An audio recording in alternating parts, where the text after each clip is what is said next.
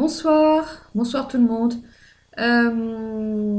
Envie de partager un petit peu sur un sujet que je connais assez bien, parce que ça m'a enquiquiné pendant assez longtemps. C'est tout ce qui se relie au problème d'incarnation et de refus d'incarnation. Et je voulais partager quelques points, je ne dis pas que je vais parler de tout et tout aborder, mais quelques points qui me semblent essentiels pour comprendre pourquoi c'est si important d'accepter son incarnation. Et on va aller voir qu'est-ce que ça veut dire d'ailleurs, ce refus d'incarnation. Alors, qu'est-ce qu'un refus d'incarnation? Un refus d'incarnation, ça veut bien dire ce que ça veut dire. Ça veut dire que simplement, on a du mal à accepter, à être là, dans un corps sur Terre, et à faire cette expérience humaine. Il y a de nombreuses raisons à ça, qui peuvent être variées, on va dire, mais disons que les principales raisons, ça va être de l'ordre des mémoires, par exemple, les mémoires de vie passée, si on adhère à ce fait. Si on n'adhère pas à ce fait, de toute façon, on peut adhérer à l'idée que notre famille, notre lignée nous a laissé, nous a légué quelques mémoires aussi qui peuvent être assez traumatisantes, on va dire, et qui relèvent donc des peurs d'habiter un corps physique, des peurs de faire de l'expérience sur cette terre, des peurs d'être là, présent. Ça peut être de l'ordre aussi, ces refus d'incarnation, tout simplement de nos croyances. Croire que l'expérience de la matière nous sépare et nous éloigne du divin. Donc ça, c'est des choses qui sont aussi qui ont été nourries, on va dire, par certaines cultures, par certaines religions, par certaines voilà, que simplement il y a aussi cette notion notamment chez les personnes qui sont très intéressées par la spiritualité, qu'il faut éviter la matière à tout prix, que c'est dangereux, que c'est mal, et ainsi de suite. Euh, Petit aparté, pour cet espace-là, en réalité, la plupart du temps, consciemment ou inconsciemment, hein, euh, cette croyance-là que la matière n'est pas divine, que la matière nous éloigne de la spiritualité, nous éloigne de nous. Alors bon, c'est tout à fait erroné, bien sûr, mais c'est surtout un prétexte supplémentaire pour vivre dans des sphères qui ne sont pas reliées à la Terre et pour se couper de son incarnation, parce que tout simplement, on a peur de cette incarnation et tout simplement parce qu'on voudrait euh, faire un autre choix que de celui de venir sur Terre, tout bêtement. Donc c'est plus des fuites en fait que de réelles convictions, si je puis dire. Voilà. Il y a encore un autre espace qui est aussi un petit peu de cet ordre-là, mais pas tout à fait quand même. C'est pour certains qui viennent d'horizons beaucoup très lointains et qui portent en eux aussi la nostalgie d'autres mondes, la nostalgie d'autres plans d'expérience, la nostalgie de d'autres planètes, sphères, etc. Et qui du coup ont du mal à accepter l'incarnation, autrement dit, je dirais la reliance à la mer, la reliance à la terre, la reliance à cette énergie, euh, cette matrice mère, de cette conscience mère, enfin, voilà. Et par peur d'oublier d'où on vient, par peur de je ne sais trop quoi, en fait. Voilà, on a beaucoup de choses comme ça en nous. Et peut-être qu'on a tout ça en même temps, c'est possible aussi. Voilà. Alors, dans les expériences traumatisantes, ben, je ne vais pas vous faire un dessin, hein, je pense qu'on a tellement vécu de choses, des famines, des injustices, de la souffrance physique. En général, c'est quand même lié beaucoup à la souffrance physique, hein. C'est pour ça donc, ce refus d'incarnation, il est à relier à la structure de caractère qui s'appelle la structure schizo. N'en faites pas un remake de la maladie psychiatrique, hein, du schizophrène. Mais simplement, comment dire, on, je trouve pas mon mot, on entend par cette structure schizo une problématique d'incarnation, justement, parce qu'il y a un refus, enfin, un refus, il y a une peur immense de vivre dans un corps physique, et c'est relié à des vies passées où on a été torturé, maltraité, où on a mal fini, où on a vécu des heures de souffrance sans rien pouvoir faire, et tout ça finit par la mort de toute façon. Voilà. Et donc il y a une espèce de, de soupape réactive qui se met là en place en disant ben, si tu veux être heureux, eh bien, il faudra surtout éviter l'incarnation. Alors, manque de peau quand on arrive sur Terre et qu'on a un corps, ben, l'incarnation, on y est dedans, il n'y a pas de problème, là, on ne peut pas l'éviter. Et on a une astuce pour éviter de souffrir de cette peur de l'incarnation, de cette croyance que l'on peut souffrir, qu'on va souffrir. C'est tout simplement qu'on prend un système de défense qui s'appelle la fuite. Et donc on va fuir l'incarnation sous toutes ses formes, et notamment par des pratiques, justement des croyances spirituelles qui vont nous éloigner de la matière. On peut fuir par des drogues, on peut fuir dans sa tête, hein, tout simplement. Moi, ça c'était un truc que je savais très bien faire, c'est me barrer dans ma tête pour éviter d'être là, présent sur Terre.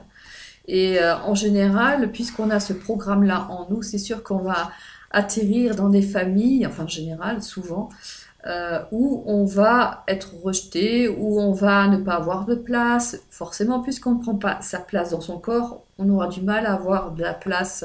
On va trouver des situations, on va dire, on va créer des situations qui vont être le reflet de cet espace intérieur. Donc on va retrouver des familles où on ne va pas nous donner notre place, où on va devoir toujours prouver ou trouver ou chercher une place, etc. Parce qu'en réalité, c'est simplement parce qu'on n'habite pas vraiment son corps, parce qu'on n'a pas encore choisi d'habiter son corps et d'être présent là, sur cette terre, et de faire l'expérience de la terre. Donc, manque de confiance, ben, ça va rajouter, puisqu'on va créer des choses où on va attirer des gens qui vont, au contraire, au lieu de nous aider à avoir plus confiance, vont nous malmener de ce côté-là, et ainsi de suite. Voilà. Euh, donc ces traumas nous coupent en fait, nous coupent carrément de notre connexion à la Terre, hein.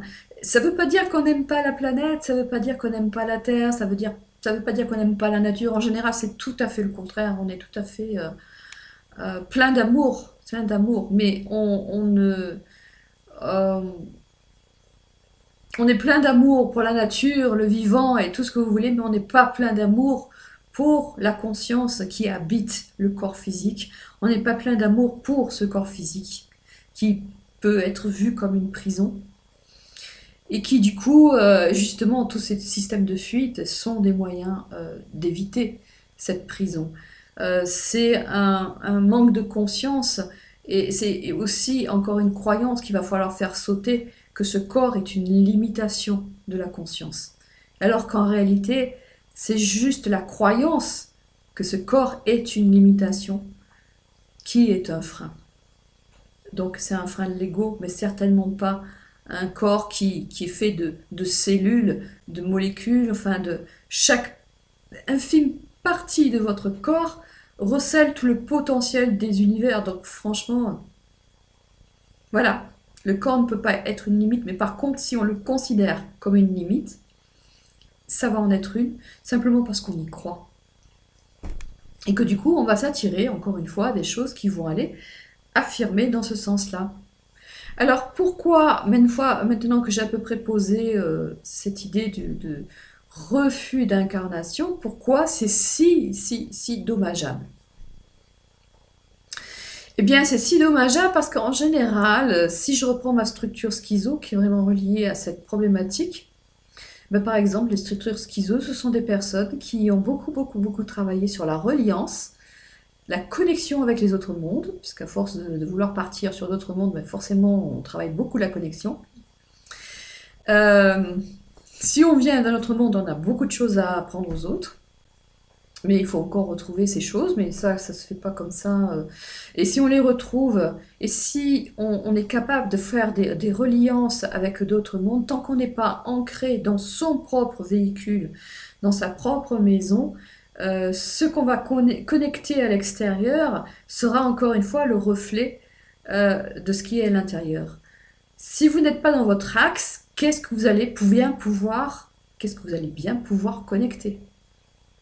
Si vous n'acceptez pas votre incarnation et que vous jouez à être un médiateur entre le haut et le bas, avec qui allez-vous jouer le médiateur?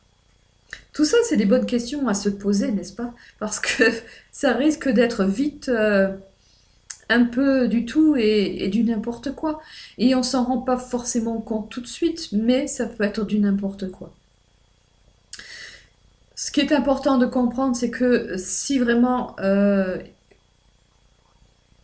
je pense que toutes les idées, tout ce que vous allez pouvoir capter, qui serait important pour vous et pour la planète, et pour les humains et pour tout le vivant, si on est dans un refus d'incarnation, puisqu'on n'est pas, on refuse la matière, on n'arrivera jamais à mettre en matière toutes nos belles idées et tout ce qu'on peut recevoir. Et n'oublions pas que quelqu'un qui s'est coupé du bas, en fait, est très connecté en haut. Donc, il y a une réception qui se fait. Mais est-ce que cette réception, elle sera dans sa justesse? Et finalement, qu'est-ce que je vais bien pouvoir faire de cette réception? Comment vais-je pouvoir mettre tout ça en matière si moi je refuse la matière et l'incarnation? Voilà, premier point. Deuxième point, si je me coupe de la matière et de la terre en pensant qu'elle n'est pas spirituelle, ben déjà je me coupe de ma propre matière, de mon propre corps, en pensant qu'il n'est pas spirituel. Comment la vie pourrait-elle créer l'univers, Dieu, enfin qui vous voulez, enfin quel que soit le nom que vous lui donniez? Comment pouvez-vous penser que quelque chose qui est créé sur cette terre n'est pas fait de conscience, n'a pas été créé euh, avec amour, n'a pas été créé avec justesse? C'est la matière, c'est de la lumière densifiée. C'est de la lumière densifiée. Et plus on est dans la matière la plus dense, bien sûr, plus ça se densifie. J'allais dire plus ça se refroidit quelque part. Hein, c'est un peu. Peut-être qu'on est très très loin de notre source d'origine, de notre soleil d'origine, et que cette matière, elle est vraiment très très dense, mais elle est quand même issue de la même source en fait. Tout vient du même, euh, oui, du même endroit. Peut-être que simplement notre travail à nous, humains, sur cette terre, c'est aussi de ramener la mémoire, de ramener l'idée que la lumière, elle est partout. Et c'est parce que nous, dans notre matière, on aura vécu cette transformation, cette illumination de la matière, c'est-à-dire lui rappeler que la lumière est toujours présente, que dans la densité, euh, il y a aussi de la lumière, qu'on est tous issus de la même source. C'est peut-être ce rappel-là qu'on est venu faire en incarnant dans la matière, mettre une conscience dans la matière pour que cette matière se rappelle qu'elle est lumière. Et c'est peut-être ça aussi que selon moi on dit qu'on est venu illuminer la matière. C'est pas parce que la matière est en dehors de la source du spirituel. Après, il faut encore voir qu'est-ce qu'on met derrière le mot matière. C'est simplement peut-être aussi parce que en étant dans la matière, dans un corps physique, on va se souvenir, nous, de qui nous sommes en tant que lumière, et en nous rappelant de qui nous sommes en tant que lumière, puisque nous sommes dans la matière, nous allons forcément illuminer toute cette matière. Chacun à sa façon, dans ce qu'il est, là où il en est, et c'est important de comprendre ça. Autre conséquence importante.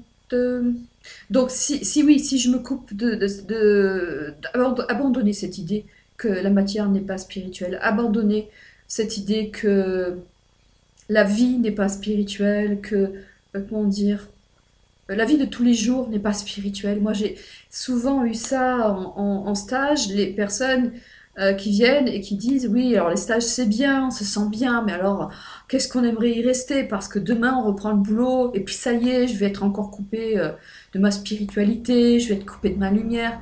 Eh ben non, non, non, parce que la lumière elle est partout, la conscience elle est partout, Dieu est partout, tout est enseignement. Et si on commence à cloisonner les choses, c'est sûr qu'on maintient la dualité et la séparation.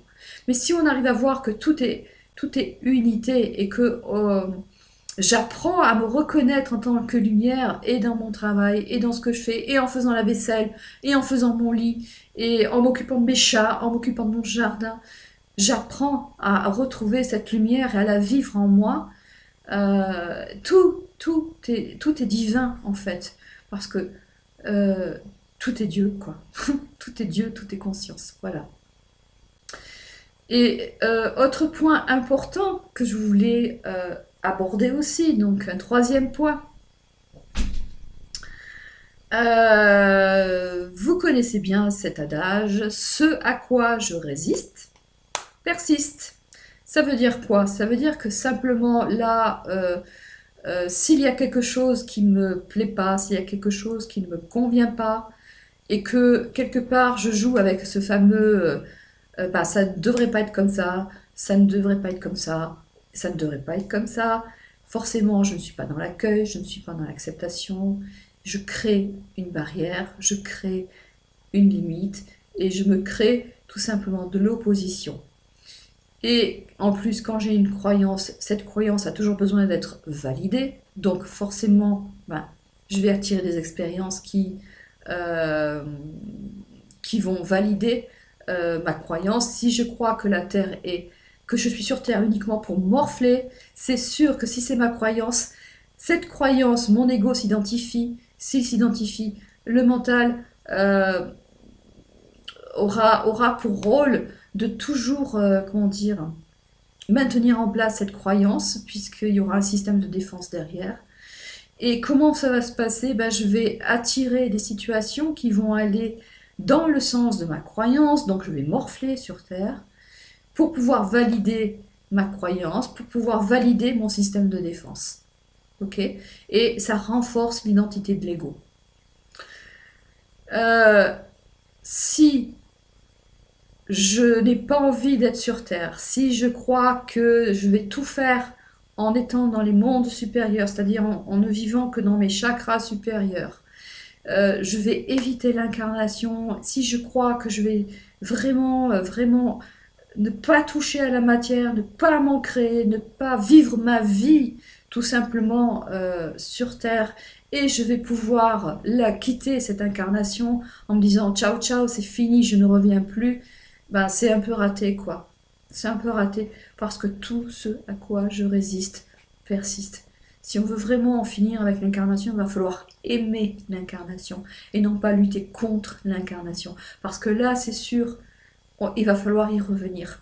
Tout ce qui se passe au niveau individuel va se passer sur d'autres plans. Si moi je résiste à une part de moi que je n'aime pas, il va falloir que je retravaille et que je retravaille cette part de moi jusqu'à ce que j'arrive à comprendre qu'il faut que j'accueille et que j'aime cette part de moi.